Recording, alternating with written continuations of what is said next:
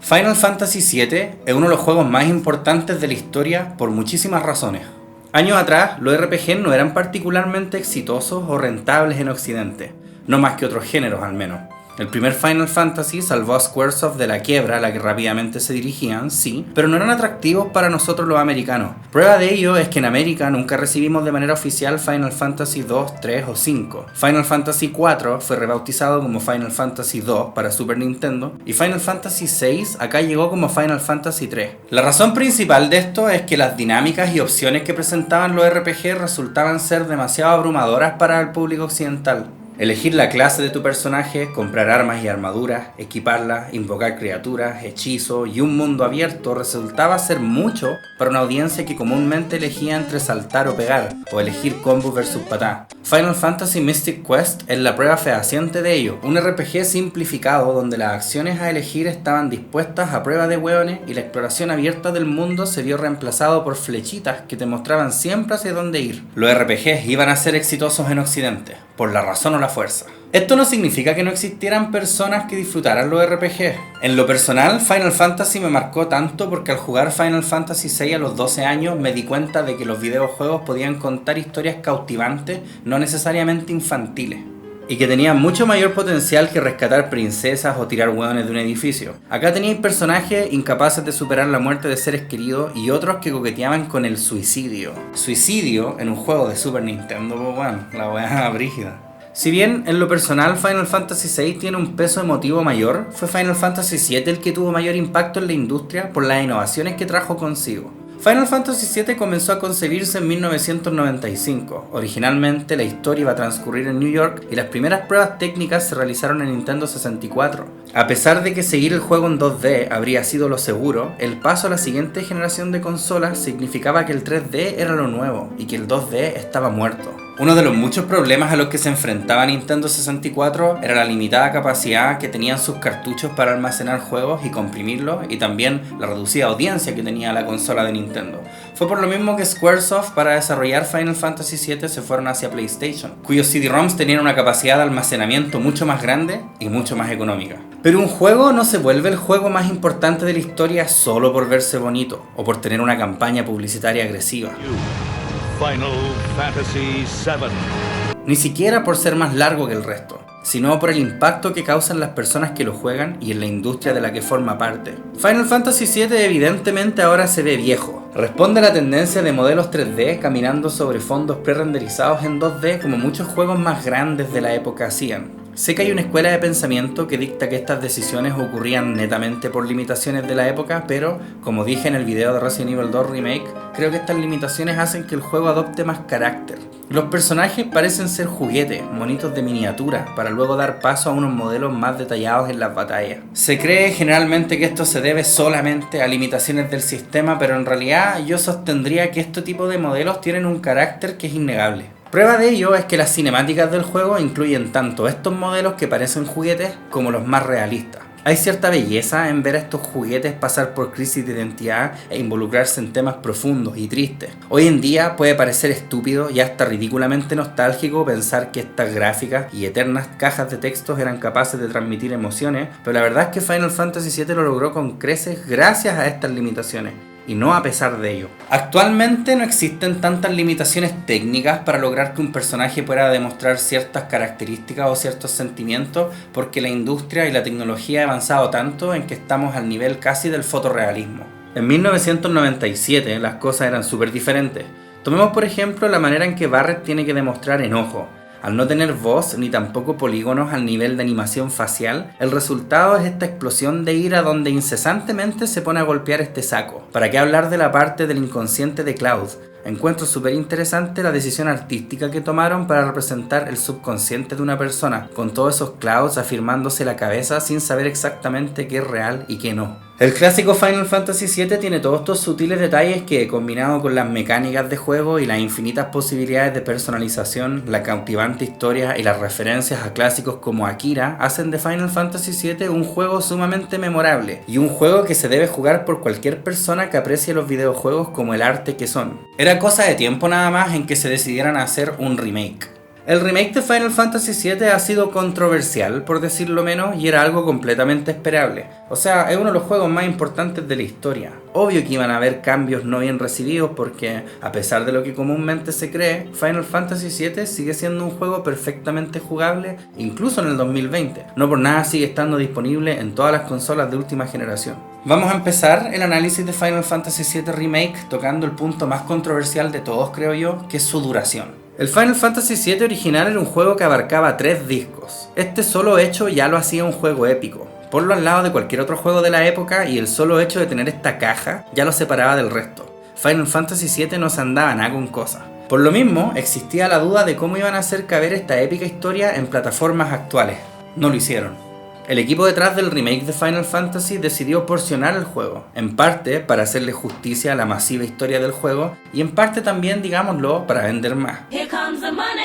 No sé si me molesta esta decisión todavía. En un principio se creía que iba a ser episódico, como el Hitman 2016 o el Resident Evil Revelations, y la gente entendiblemente se ofuscó. En lo personal siento que este enfoque episódico no le hace bien a la industria porque, querámoslo o no, los videojuegos no funcionan de la misma manera que una serie, y nunca lo van a hacer tampoco.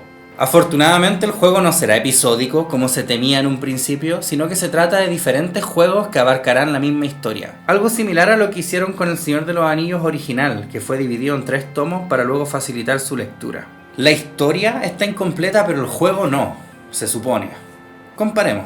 En el Final Fantasy original, salir de la ciudad de Midgard toma entre 7 a 8 horas, dependiendo de lo que esté haciendo. Es una porción que llega a ser tediosamente lineal, pero que se contrasta con la salida de Midgard hacia el mundo. En 1997 fue épico salir al mapa del mundo, porque esta revelación evidencia aún más la pobreza en la que está sumida Midgard. Las viviendas hechas de latas, el alcoholismo, el comercio sexual y la pobreza de los residentes se vuelven aún más insignificantes al entender que Midgard es una porción pequeña de un mundo muchísimo más amplio del que originalmente se creía. Y la analogía de Shinra perteneciendo a ese pequeñísimo porcentaje más poderoso que el resto se hace más evidente.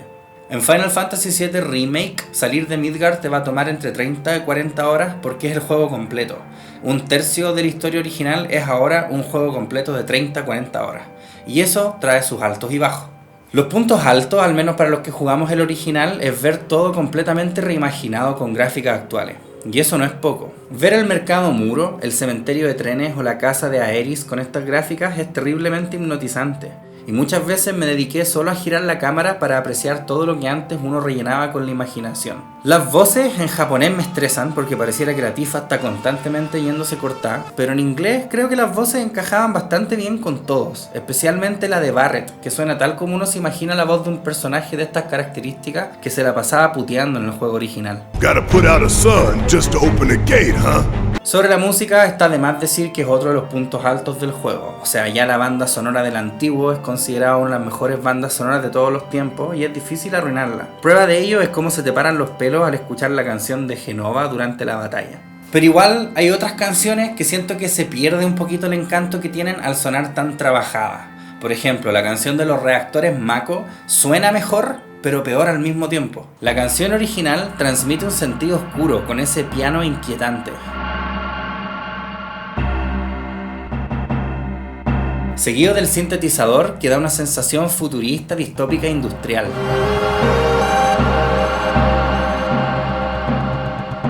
El ambiente frío que refleja la canción se potencia con las campanas, que transmiten una sensación de peligro, como algo que encajaría mejor en un funeral.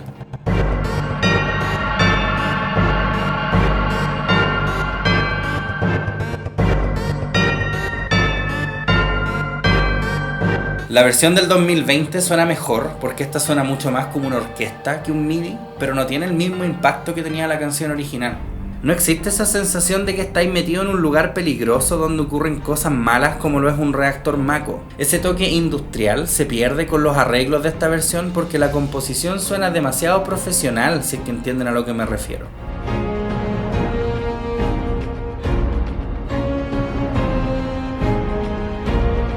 Es a este tipo de cosas a las que me refiero cuando hablo de que Final Fantasy VII, el original, funciona gracias a sus limitaciones y no a pesar de ello.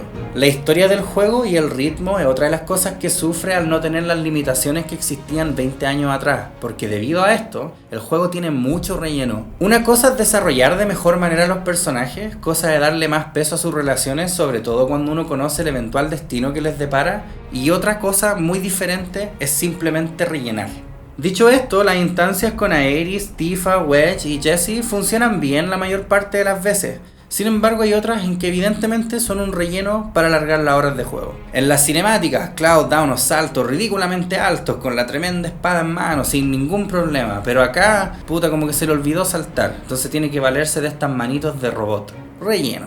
Las misiones secundarias, también conocidas como side quests, también siento que son una oportunidad desaprovechada. Muchas de ellas son misiones de ir a rescatar animales o matar monos. Lo peor es que solo tienes un espacio de tiempo durante el cual puedes realizar estas misiones. Este es el momento en que hay que hacer misiones y si no las querías hacer inmediatamente ahora, cagaste hasta que terminé el juego. Siento que incluso va en contra del propósito de las misiones secundarias porque para mí las misiones secundarias son ok, me aburrí un poquito de la historia principal, voy a ir a ver qué puedo hacer por este lado, en una de esas subo de nivel, en una de esas encuentro otra arma interesante, ya bacán, y después cuando me aburra de eso vamos a volver y continuar con la historia. Pero aquí en realidad no es así, no te dan esa oportunidad. Debido a esto, el juego se vuelve incluso más lineal de lo que ya es. Muchas veces vas a querer explorar lugares de Midgar que visitaste cuando chico, pero el juego tampoco te deja hacerlo. Este no es el momento de explorar y hasta ese entonces no sabes cuándo va a hacerlo. Y esa falta de libertad hace que vayas agarrándole mal a la historia y esperar cada vez más a que el mono culiado se deje de hablar porque quiere ir a cachar qué weá hay para allá. También se ha hablado de que el juego posee un exceso de fanservice y es un remake de un juego que tiene más de 20 años. Obviamente va a tener fanservice. El problema, creo yo, es el tipo de fanservice y cómo lo implementaron. Tomemos la primera instancia en la que andamos en moto. Ok, en el juego original la parte de la moto ocurría mucho más adelante en la historia que cuando nos la muestran ahora. Debido a esto asumo que la parte que todos conocemos de la moto ya no va. El problema es que sí va, entonces ¿cuál era el punto de presentarla tan al principio? Se podría argumentar que es para potenciar la relación entre Cloud y Jessie, pero tanto desarrollo no tienen en esta instancia de moto. Sin mencionar al personaje culiado molesto ese que inventaron solo para esta escena que nunca más vuelve a reaparecer. Relleno. En el Final Fantasy VII original hay una sección del juego donde puedes tener una cita con Tifa, Yuffie, Aeris o incluso Barret en el parque de diversiones. La persona con la que tendrás la cita dependerá de tus acciones en el juego hasta ese punto. Un detalle que es simpático. El remake tiene esta misma mecánica, pero ocurre en una parte totalmente diferente del juego. Eso significa que como ya vimos el evento de la cita, ya no va a existir después el evento de la cita en el parque de diversiones. ¿Existirá el parque de diversiones en esta nueva versión de Final Fantasy VII? El problema que tengo con estas inclusiones es que siento que son un fanservice mal hecho. Pareciera que los desarrolladores estaban cagados de miedo al no tener tantas referencias al juego original que decidieron meter escenas y personajes icónicos lo antes posible para no enojar a los fans. Ya sí, si les vamos a poner referencias al antiguo, ya no se preocupen, sí. Sigue jugando un poquitito, sí viene, promesa.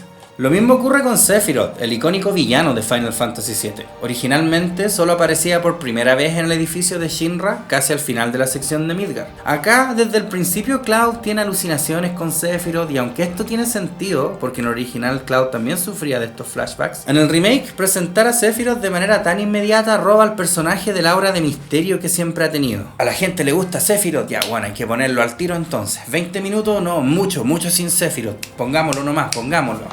Yo entiendo que ya, ok, todos sabemos quién es Sephiroth a estas alturas, pero no se supone que estos remakes están hechos para personas que son fans del juego, así como también para personas que no tienen idea. Hablando de la historia, como se imaginarán, ha sufrido muchos cambios y es obvio, porque el juego tiene que durar lo que dura un juego de 45 lucas. Algunos cambios son entretenidos y no presentan mayores problemas, mientras que otros cambios son tremendamente innecesarios. La escena donde recién conocemos a Sephiroth en persona en el juego original está súper bien planteada. El presidente de Shinra fue apuñalado, hay sangre, hay silencio. Es un momento tétrico y no sabes bien qué te espera porque el malo que hasta ahora jurabais que era el más malo repentinamente dejó de ser el más malo. Nadie sabe por qué chucha. En el remake, sin embargo, esta escena tan tétrica y tan bien hecha ahora fue reemplazada por putas clichés de Hollywood.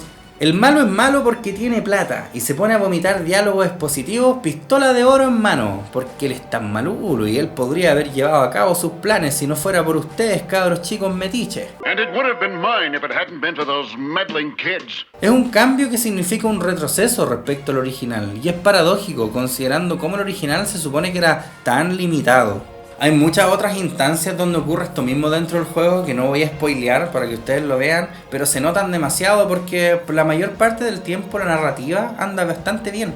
El final del juego responde a esto mismo, es un cambio que en realidad se nota demasiado innecesario y fuera de lugar. No quiero spoilearlo porque sé que por la pandemia hay personas que no han tenido la oportunidad de jugar el juego, pero de verdad, más que molestarme o no gustarme, no lo entiendo. No entiendo el por qué lo hicieron. Entiendo los susurros, entiendo por qué existen y qué es lo que están haciendo y todo, pero portales cósmicos y debacles sobre el destino encajan mejor en la saga de Kingdom Hearts que en Final Fantasy, siento yo. Por eso este juego, más que un remake, parece un reinicio o un reboot, porque hay ciertas cosas que transcurren durante el juego que solamente las vamos a entender las personas que jugamos el Final Fantasy VII.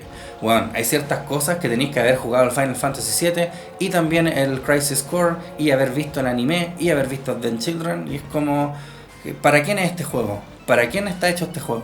A nuevos jugadores los va a dejar colgados y a los veteranos nos va a dejar algo decepcionados. No es que los cambios sean malos de nuevo, porque finalmente está bien que cambien cosas. Si no van a cambiar cosas, ¿para qué hacer un remake en primer lugar? Pero son cambios que no van a agradar a todos. Lo más importante del juego, creo, son las diferentes mecánicas de combate. Mal que mal, es lo más diferente que tiene este Final Fantasy con el antiguo. Y el combate está súper entretenido, esto viniendo de alguien que no tiene ningún problema con los combates por turno. Las batallas son más dinámicas esta vez, siguen obedeciendo al mismo principio de esperar tu turno para atacar, pero el ritmo es más acelerado. También podéis mapear ciertos ataques a ciertas combinaciones de botones y eso hace que el combate sea más fluido. El personaje que se lleva todos los premios en esta categoría es Tifa, debido a la agilidad del personaje. Es súper entretenido mandar un mono volando por el aire para luego continuar con una patada y rematarlo con otro ataque incluso más devastador. Son verdaderos combos que después de experimentar con el personaje podéis llegar a combinar de diferentes maneras, lo cual es súper gratificante. Las materias, sin embargo, sufrieron caleta en esta nueva versión. Ahora al maximizar una materia no te van a hacer una nueva, las invocaciones solamente las podías hacer una vez por batalla y si es que el juego decide que en realidad es momento de invocar, y además las materias de todo y elemental son súper escasas, al menos la primera vez que lo jugué. También siento que hay mucha materia y muy pocas ranuras donde encajarlas. Las armas pueden ser mejoradas, claro, para potenciarlas y meterles más ranuras, pero las armaduras son igual de limitadas que siempre. Ni siquiera alcancé a probar las materias de absorción, por ejemplo, la primera vez que lo jugué, lo cual es una pena. Tampoco existe la instancia de hacer estas mezclas absurdas que uno podía hacer en el juego original, pero bueno, quizás eso ya se puede hacer para la segunda parte. En síntesis, creo que Final Fantasy VII no es un mal juego, tanto para los fans de la saga como para jugadores nuevos. Es mil veces mejor que otros remakes que han salido últimamente, y claro que te va a durar muchísimo más que el Resident Evil 3, que cuesta lo mismo. El problema que tengo con este juego es que tengo demasiadas dudas al respecto. ¿Cuándo sale la segunda parte? ¿Va a salir para esta generación de consolas? Yo cacho que ni cagando. Se cargará la partida de este mismo Final Fantasy VII Remake parte 1 en la parte 2 y por eso los personajes solamente pueden llegar al nivel 50, o se parte todo de cero como si nada hubiese pasado. ¿Cómo van a justificar eso en la historia? Siento que terminar este juego me dejó con más dudas que antes y no necesariamente sé si eso es bueno o malo. Solo nos queda esperar a ver qué pasa. Ojalá podamos controlar ahora Red 13 y ojalá que por favor se alejen de ese enfoque culiado de Kingdom Hearts que, reitero, no es que sea malo, pero no encaja en realidad en esta historia, weón. Sigan la historia como estaba, no se desvíen tanto, loco. Está bien que se desvíen, pero bueno, no tanto tampoco. Pero eso ha sido mi análisis de Final Fantasy VII. Espero que les haya gustado bastante. Si no, ya sabes, puede comentar ahí. Chúpalo, guatón culiao. Valís puro pico. Les recuerdo, cabros, que tengo una página de Instagram para que me sigan. Ahí estoy siempre actualizando sobre los nuevos videos y las nuevas cosas que se vienen, ¿ya? También, si les tinca, tengo un canal de Twitch donde estoy a veces haciendo gameplays de juegos culiados del año el pico y unos un poco más novedosos, ¿ya? Vayan para allá, pueden encontrar mi enlace al canal de Twitch en la descripción y ustedes ya saben el resto. Eso, no olviden que los quiero caleta y nos vemos. Chao, chao, chao.